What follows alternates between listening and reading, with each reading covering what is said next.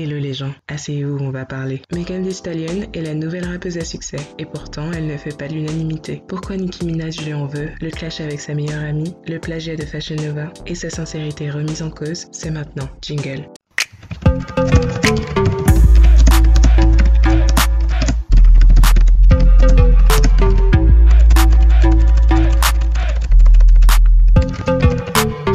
Cette vidéo est sur le personnage de Megan Thee Stallion, mais en intro, je vous propose d'entrer direct dans le vif du sujet en vous révélant pourquoi Nicki Minaj ne s'entend plus avec elle. Vous connaîtrez la raison, mais pour bien comprendre le contexte, il faudra regarder le reste de la vidéo. La semaine dernière, les Grammys annonçaient la liste des nommés dans les différentes catégories. Megan reçoit 4 nominations, dont celle du meilleur nouvel artiste. Forcément, elle est super contente et propose à ses fans de fêter ça sur Twitter en leur offrant de l'argent via Cash App. Et là, Nicki Minaj commence à lui envoyer des pics. J'aurais aimé avoir inventé Cash App. Alors là, est-ce qu'elle se moque du fait que Megan paye ses fans? C'est pas très clair. Ensuite, après la sortie de l'album de Megan, donc on ne poste plus toute la semaine à propos des... Waouh, nouvelle règle, lol. Là, c'est très clair. Elle veut parler des ventes d'albums. Quand un artiste sort son album, il publie régulièrement les ventes en remerciant ses fans. Mais apparemment, Megan ne l'a pas fait. Et Nicki Minaj sous-entend que c'est parce que les ventes sont pourries. Là, c'est une vraie attaque. Et c'est plus ou moins surprenant car il n'y a pas si longtemps, Megan et Nicki ont fait un son ensemble. Elles rigolaient comme des petites folles sur IG Live et Megan envoyait des pics à Cardi B, l'ennemie de Nicki, sur le fait qu'elle n'écrit pas ses textes. Elle le faisait très subtilement, mais assez clair pour que les bonnes personnes l'entendent. C'est une prise de position que Nicki et ses fans ont appréciée, et ils n'ont pas hésité à la soutenir après ça, pensant qu'elle était en quelque sorte de leur côté. Oh, okay. Stop playing with Nicki Minaj like she ain't the motherfucking GOAT. Like she ain't that bitch. Thank you, Megan. Thank you so much. Don't ever ask me shit. Don't ever question me. I already know the vibes. On another level. Fucking vibes. Tell these people quit playing with us. I know the hot. Don't get me started. Stop fucking playing with us. I'll rebuke it. In the name of Jesus. Stop fucking playing with us. Say one wrong thing, bitch. No, one motherfucking wrong thing. I'm gonna go write some shit. I'm gonna go write some shit. Nicki Minaj est la première artiste vraiment certifiée qui a accepté de faire un feat avec Megan. Avant ça, elle avait fait des sons avec des rappeurs, mais personne d'aussi gros que Nicki Minaj. Ce son qu'elles ont fait ensemble, Hot Girl Summer, lui a ouvert un nouveau public grâce à l'exposition donnée par Nicki Minaj. Seulement, comme vous savez, quelques temps après, Megan fait un feat avec Cardi B. Et quand on y repense, depuis ce temps, Megan et Nicki ont pris de la distance. Et récemment, Nicki Minaj like un ancien tweet à elle qui confirme un peu ce qu'elle a l'air de reprocher à Megan. Ne te sers pas de mes fans, je vais t'afficher sale clown. Ce qui peut apparaître comme une bête dispute de si t'es pote avec moi, tu peux pas être pote avec elle, pour moi c'est plus sérieux que ça, car les conséquences se chiffrent en dollars. Concrètement, en faisant semblant d'être l'ami de Nicki et l'ennemi de Cardi, Megan s'est offert les fans de Nicki sur un plateau. Une bonne partie d'entre eux ont commencé à soutenir Megan et acheter ses sons après que Nicki Minaj l'a validé. Et une fois que le tremplin a fonctionné, elle décide de lâcher Nicki et de rejoindre Cardi. C'est pas très classe, mais en fin de compte, est-ce que ça ne lui ressemblerait pas? Tout avait pourtant si bien commencé. Megan Thee Stallion, à la base, c'est cette rappeuse de Houston qui étudie à l'université et qui a rebaptisé l'été 2019. Elle a un flow de dingue et des genoux très solides. Elle fait des sons pas prises de tête et nous montre comment devenir une hot girl. I gotta say, she's the hottest girl of Hot Girl Summer, and she girl coach. Really are. So coach me, coach. Like, what are the rules of Hot Girl Summer? So you just have to be the life of the party. You have to be kind. You have to be confident, and you have to like to drive the boat. Elle est toujours positive et elle amène une nouvelle ambiance dans le rap féminin après les embrouilles entre Nicki Minaj et Cardi B. Il y a tellement peu de rappeuses qui ont du succès qu'elles sont souvent comparées et placées en compétition les unes contre les autres, chose contre laquelle Megan se bat. A lot of us won't know each other, and sometimes you got like the people online that may say little things, so you already have like a feeling towards somebody like maybe she don't like me. I like to make everybody feel included. Like I want them to know like, hey girl, we can coexist. I'm not a bitch. Let's hang out. Like let's have fun. Megan donnait l'impression qu'elle pourrait être la personne qui arriverait à réunir toutes ses rappeuses et faire passer un bon moment à tout le monde. Et dans un premier temps, c'est précisément ce qu'elle a fait. Elle a son cercle d'amis proches, son équipe qui vit avec elle, mais concrètement, elle s'entend avec toute l'industrie. Elle enchaîne les hits, assez bien accueillis, puis décroche des featuring prestigieux avec Nicki Minaj, Beyoncé, Cardi B. Dans le même temps, elle rejoint la société de management de Jay-Z, faisant partie de Roc Nation. Alors, si tout allait bien, pourquoi est-ce que Megan est mal vue maintenant? Comme vous vous en doutez, les problèmes ont commencé le soir de la fusillade, dans le 4x4, avec Tory Lanez, son garde du corps et la meilleure amie de Megan, Kelsey Nicole. Comme je compte pas faire une vidéo de 4 heures, je ne vais pas vous raconter tous les détails de cette nuit-là. Je vous conseille juste d'aller voir mes vidéos sur le sujet si vous connaissez pas l'histoire. Mais la chose à retenir, c'est pour moi l'erreur qu'a faite Megan. Elle ne nous a pas tout dit. Elle pleure pour avoir notre sympathie, mais elle veut qu'on la soutienne aveuglément. Elle a accusé Tory de lui avoir tiré dessus sans dévoiler les événements qui ont précédé. Et vous savez comment ça marche Internet. Maintenant les gens parlent. Maintenant que le doute s'est installé sur son véritable rôle dans la fusillade ce soir-là, difficile de la voir comme la victime sans défense qu'elle prétend être. Qui lui a tiré dessus? C'est peut-être elle-même, peut-être la meilleure amie. Et si c'est Tory, pourquoi il l'a fait? Qu'est-ce qu'il y avait entre eux? Qui est vraiment le méchant dans l'histoire? On peut aller très loin dans les théories. Tout ça parce qu'elle ne dit rien. Et en vérité, elle ne dit pas complètement rien. Et c'est sa deuxième erreur. Sans jamais parler des détails qui intéressent tout le monde, elle fait des lives Instagram, elle sort des tweets, des interviews. Elle utilise ce qu'elle a vécu pour parler de la condition des femmes noires. Tout d'un coup, son histoire avec Tory et le backlash qu'elle a suivi devient la preuve du fait qu'on ne protège pas assez les femmes noires. Les femmes noires sont tellement pas protégées et on garde tellement de choses en nous pour protéger les sentiments des autres sans prendre en considération les nôtres. Elle prétend ne pas avoir voulu dénoncer Tory au début car c'est ce que les femmes noires font. Elle protège les hommes de cette société qui les persécute déjà bien assez. Ce qui n'est pas faux. Au contraire, c'est un vrai sujet sociétal dont on peut discuter. C'est pour ça que Megan essaie de dévier l'attention sur une grande discussion comme celle-ci. Et c'est pour ça qu'elle s'enferme dans un personnage absolument parfait pour les médias. Une femme noire controversée qui traîne des dossiers étendus sur 30 mètres mais qui n'en parle pas et qui préfère sortir des grandes phrases toutes faites à la place. En plus, elle passe son temps à moitié à poil, donc tu la mets dans une interview, t'es sûr que t'auras des clics. Un vrai personnage public, sans aucune authenticité. De belles paroles mais des actes qui ne suivent pas et qu'on découvre petit à petit. Exemple. Megan a sorti récemment sa collab avec Fashion Nova. Ce sont des vêtements adaptés pour les femmes grandes. La collection a reçu un très bon accueil avec plus d'1 million de ventes en un jour. Pas longtemps après le lancement, une styliste qui s'appelle Asia dénonce le fait que la collection de Megan a plagié une de ses créations. Ici, on peut voir le design d'Asia en blanc et celui de Megan en noir. C'est identique. Asia publie ce long texte et fait une vidéo pour dire la même chose et ça donne ça. I've met you.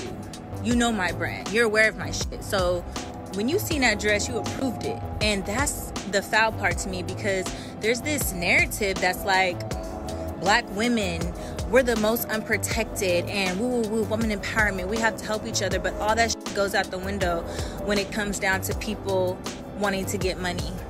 Very much so inauthentic, very much so fake.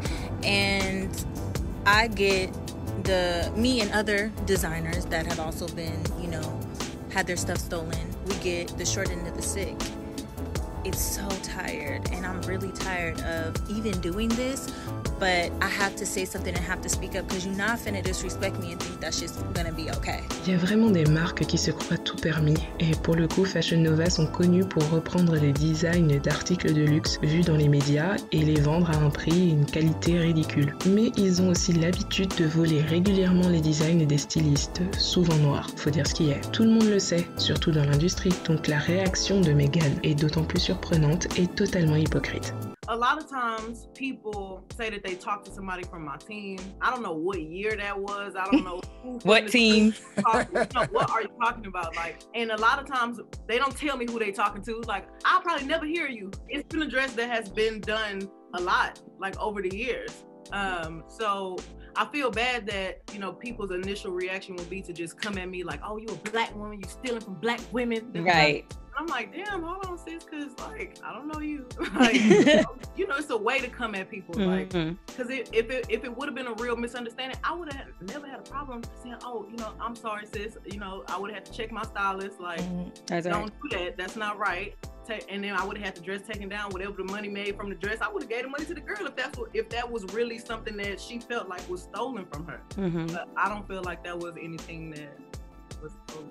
Quand on gratte le vernis, on voit bien que la grande cause de Meghan de protéger les femmes noires aux États-Unis, ça s'arrête au discours et au hashtag. En plus, pour le coup, Asia n'est pas inconnue et elle en apporte la preuve. Elle publie un screen d'un message qu'elle a reçu de la part de l'équipe de Meghan au moment où il cherchait une tenue pour les American Music Awards. Meghan ne connaît pas forcément Asia directement, mais Asia est une styliste assez connue dans le milieu. Kylie Jenner, Cardi B et d'autres portent ses créations. Et l'équipe de Meghan l'a déjà contactée pour ce même modèle qu'on retrouve dans la collection Fashion Nova quelques temps après, comme par hasard.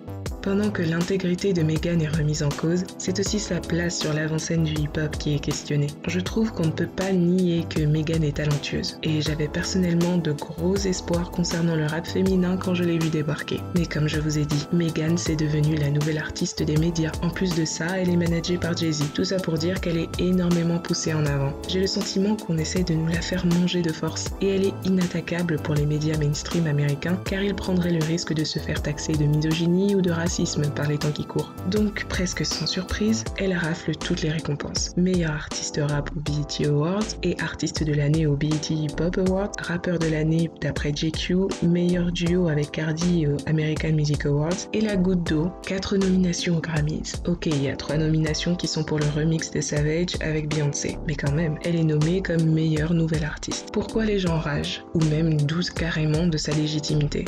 Parce qu'à côté d'elle, il y a des rappeurs comme Baby, Roddy Ricch, Lil Baby. Lil Baby a connu un succès inégalé cette année, le seul à faire double platine avec son album My Turn. Il a été nommé plusieurs fois, mais n'a rien gagné. Et c'est tellement suspect vu tout le succès qu'il a eu cette année que ça renforce les doutes sur le fait que Meghan ne mérite pas toutes les récompenses qu'elle a eues.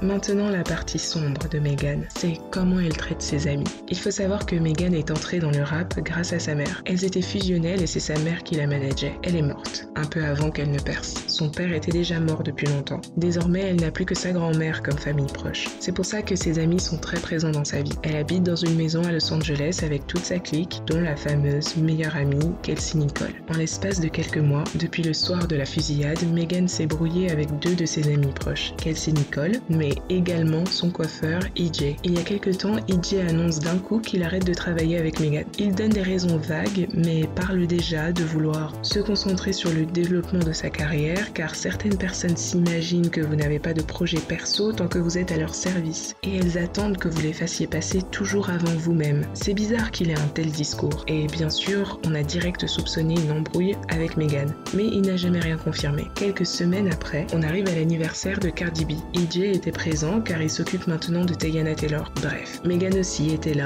et les deux se sont battus durant la soirée. Gigi, la rappeuse des City Girls, s'est même interposée. On ne connaît pas exactement les raisons, mais cela laisse penser que Meghan est une meuf à problème. Ce qui nous amène aux déclarations de Kelsey Nicole, l'ex-meilleure amie. Comprenez bien que depuis le lendemain de la fusillade, Meghan lance des pics à Kelsey en disant d'abord que l'événement lui a appris à faire le tri dans ses amis, qu'elle a été trahie et blessée par ses amis, sachant qu'on avait à ce moment-là aucune info sur l'incident. En entendant ça, les défenseurs de Meghan ont commencé à harceler Kelsey. Puis dans son interview de JQ et dans son nouvel album Good News, Meghan dit carrément que Tory leur a proposé de l'argent pour leur silence. Argent que Kelsey aurait été tentée de prendre d'après Meghan. Elle dépeint son ex-meilleure amie comme étant jalouse d'elle et toujours à vouloir lui piquer ses mecs. Une rumeur probablement vraie qui circulait, c'est que Tory sortait avec les 2 copines en même temps. On dit aussi que c'est ce qui a déclenché la dispute dans la voiture, mais ça je sais pas trop. Bref, pendant tout ce temps, Kelsey ne disait rien de concret. Elle se défendait ici et là en répondant à des commentaires Instagram et en faisant des lives sans aucun contenu. En clair, elle parlait pour rien dire et elle donnait absolument aucun détail. Mais lorsque l'album de Meghan est sorti, je pense que c'était juste la goutte d'eau pour elle, après tous ces mois où elle ne disait rien pendant que Meghan prenait le rôle de la victime. We gonna talk about shots fired, y'all. We talk about shots fired tonight, okay? Because I be getting a lot of hate. Every fucking day, I'm getting hated on. Why? I don't know. Megan, you steady lying on me, lying on my name. I ain't said shit on the internet to disrespect nobody. I haven't crossed no line. So why y'all fucking with me? I had to get on the internet and do this because last time I sent Megan a text and I told her what was the purpose of shading me, I ain't get no response. So this is my only way to shoot a message to her, is through the internet. Because I prefer to hash shit out off of social media. I ain't want to have to do this, y'all. I prefer not to. I wish her well. I pray for her. I want her to elevate. But you're not going to get to where you need to go when you steady trying to bury somebody. Protect black women, though. But you steady throwing shots at me. I wasn't your enemy. You made me your enemy. We stopped fucking with each other. But I wasn't your enemy.